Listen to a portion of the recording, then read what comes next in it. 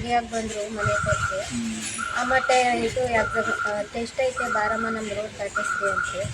ನಂದು ನನ್ನ ಮಗನು ನಮ್ಮ ತಂಗಿ ಮಗನು ಇಬ್ಬರನ್ನು ಕರ್ಕೊಂಡು ಹೋದೆ. ಅಮ್ಮ ಪೆನ್ನು ಏನೋ ಮಾಡ್ಕೊಂಡು ನಿಂತಿದ್ದೀನಿ, ನೀನು ಇಲ್ಲೇ ನಿಂತ್ಕೊಳಮ್ಮ, ನಾನು ಹೋಗಿ ತಗೊಂಡು ಬರ್ತೀನಿ ಅಂತ ಹೋಯ್ತು ರೋಡ್ ದಾಟಿ. ಮಾಮೂಲಿ ಹೋಯ್ತಾಳಲ್ಲ ರೋಡ್ ದಾಟ್ಬಿಟ್ಟು ಅಂದ್ಬಿಟ್ಟು ನಾನು ನನ್ನ ಮಗಳಿಗೆ ಬಳಪ ಕೊಡ್ಸ್ಕೊಂಡು ನಿಂತಿದ್ದೆ. ಅವಳು ತಗೊಂಡು ರೋಡು ದಾಟಕ್ಕೆ ಬಂದವಳೆ, ಅಷ್ಟೊತ್ತು ಕಾರ್ ಬಂದು ಒಬ್ಳೆ ಹೋಗಿದೆ ಮಗು. ಒಬ್ಬಳೆ. ಎಷ್ಟನೇ ಕ್ಲಾಸ್ ಓದ್ತಿತ್ತಮ್ಮ? 4ನೇ ಕ್ಲಾಸ್ ಅವಳು. ಎಲ್ಲಿ ಗೌರ್ಮೆಂಟ್ ಸ್ಕೂಲ್? Government school. ಎಷ್ಟೊತ್ತಿನಲ್ಲಿ ಆಗಿದೆ ಬೆಳಗ್ಗೆ? ಒಂದು 8:20 ಆಗಿತ್ತು ಸರ್. 8:20. ಅವ್ರ ಅಮ್ಮ ಕೆಲ್ಸಕ್ಕೆ ಹೋಗಿದ್ದೆ ಅಂದ್ರೆ ನೀವು ಕರ್ಕೊಂಡು ಹೋಗಿದ್ರಿ? ನಾನು ಕೆಲ್ಸಕ್ಕೆ ಹೋಗ್ತಾ ಇದ್ದೆ, ಇವ್ರನ್ನ ರೋಡ್ ದಾಟಿಸಿ ಡೈಲಿ ನಾನೇ ಬರ್ತಾ ಇದ್ದೆ. ಇವತ್ತು ಅಮ್ಮ ಬಂದ್ಬಿಟ್ಟಿದ್ದೀನಿ, ಇರಮ್ಮ ತಗೊಂಡ್ ಬರ್ತೀನಿ ಅಂದ್ಬಿಟ್ಟು ಬಂದ್ಲು. ಇವಾಗ ಅತ್ತ ನೋಡ್ಕೊಂಡು ಬರ್ತಾಳಲ್ಲ ಅಂದ್ಬಿಟ್ಟು ನಾನು ಸುಮ್ಮನೆ ನಿಂತ್ಕೊಂಡೆ. ಆಮೇಲೆ ಅವಳು ಬಂದಿತ್ತು ನೋಡ್ಲಿಲ್ಲ ನಾನು. ಅಲ್ಲಿ ಅಂಗಡಿ ಹತ್ರ ಒಂದ್ 5-6 ಜನ ಹುಡುಗರು ನಿಂತಿದ್ರು.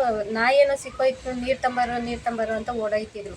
ನಾನು ತಕ್ಷಣಕ್ಕೆ ಹೋಗ್ಲಿಲ್ಲ. ಆಮೇಲೆ ಹತ್ರ ಹೋಗಿ ಕೈ ಹಿಡ್ಕೊಂಡು ಎತ್ತಿದ್ರಲ್ಲ, ಅವಾಗ ನೋಡ್ದೆ ನಮ್ಮ ಲಿಖಿತ ಅಂತ. ಮಕ್ಕಳು 3 ಜನ ಅವಳು. ಈಗ 2 ಗಂಗಾಗಿರು.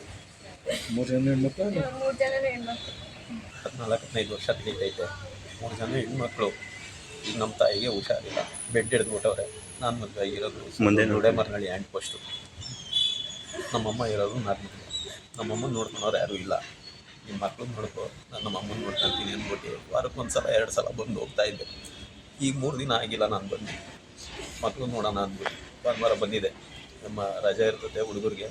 ನಾನು 1.5 ತಿಂಗಳಾಗೈತೆ, ನನಗೂ ಕಾಲೇಟ್ ಆಗ್ಬಿಟ್ಟು ಮನೆಯವರೇನೆ ಕರ್ಕೊಂಡೋಗಿ ಎಲ್ಲ ಟ್ರೀಟ್ಮೆಂಟ್ ಮಾಡಿಸಿದ್ರು.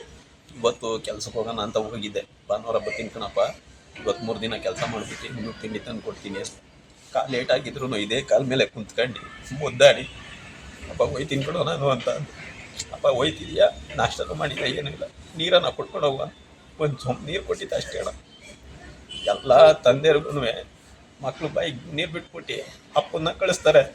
ನನ್ನ ಮಗಳು ನನಗೆ ನೀರು ಕೊಟ್ಬಿಟ್ಟು ದೊಡ್ಡ ಮಗಳೇ ಹೊಂಟಲ್ಲ ಸರ್.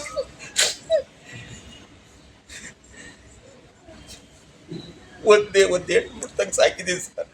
ನಾನು ಗಾರಿ ಕೆಲಸ ಮಾಡೋದು, ನನಗೂ ಹೊಟ್ಟೆ ಉರಿತದೆ. ಒಬ್ಬರ ಹತ್ರ ₹1 ದುಡ್ಡು ಇಸ್ಕೊಳ್ಬೇಕು. 3 ಮಕ್ಕಳು ನಾನು ಸಾಕಿದ್ದೀನಿ. ಇವತ್ತು ನನ್ನ ಮಗಳಿಲ್ಲ ಅಂದ್ರೆ ನನಗೆ ಎಷ್ಟು ಹೊಟ್ಟೆ ಉರಿತದೆ.